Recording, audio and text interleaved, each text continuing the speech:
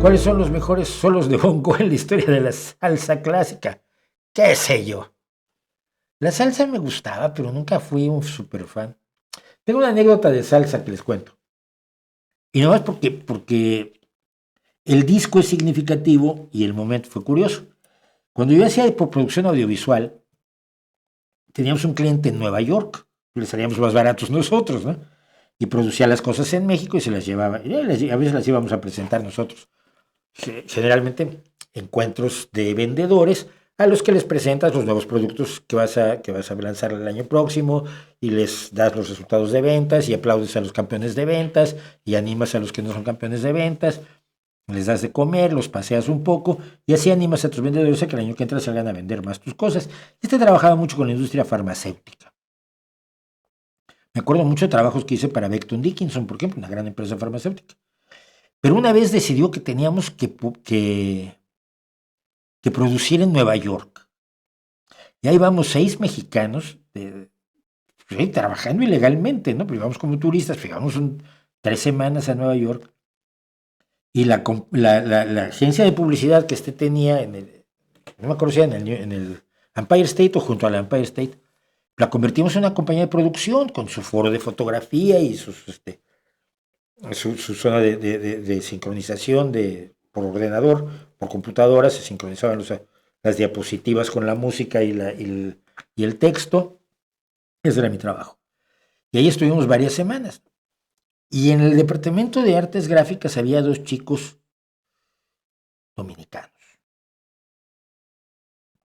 Y nos veían muy mal, pero muy mal. Hasta que un día yo me cabré, me metí al departamento de gráficas. Ray Domínguez, creo que se llamaba. Ray Sánchez era un amigo mío, pero era Ray algo más. Era Ray Domínguez, me parece. Me metí al departamento de gráficas y le dije, ¿qué tienes tú? ¿Cuál es tu problema?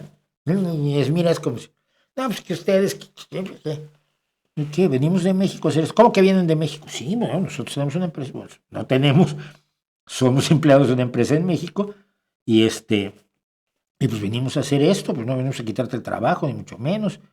Ah, no, pues es que a mí me habían dicho que ustedes que venían, le habían contado una milonga así como muy rara. Dije, no, pero para nada. Pues empezamos a llevarnos magníficamente bien, pues nos hicimos amigotes desde ese día. Salíamos poco porque de ahí nos hacían trabajar 12, 14 horas diarias, aquello era infernal. Pero bueno, alguna vez salimos a oír algo de música por allí y a beber algo de cerveza por allí. Y un día me llega cuando ya nos íbamos, porque íbamos a Florida a presentar los espectáculos para la empresa, y mira, te regalo esto. Era un disco de Willy Colón y Rubén Blades que se llamaba Siembra. Yo no era muy de salsa, pero me lo regaló, lo metí a la maleta y me olvidé de él hasta que regresé a México, ¿no? Y escuché Siembra y aluciné como todo el mundo alucinó. Es uno de los discos más importantes de la historia de la salsa. Años después me tocaría ver a Willy Colón en vivo, no hablé con él, pero vino a la Semana Negra a tocar con su orquesta, Willy Colón, y siempre me pareció absolutamente magnífico. Y sí tuve relación con la salsa, pero no demasiada.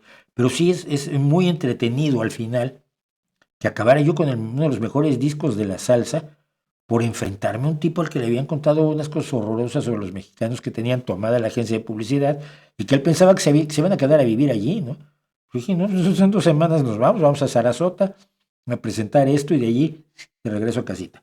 Que yo tengo una hija recién nacida, fíjate, sí, ya había nacido mi hija.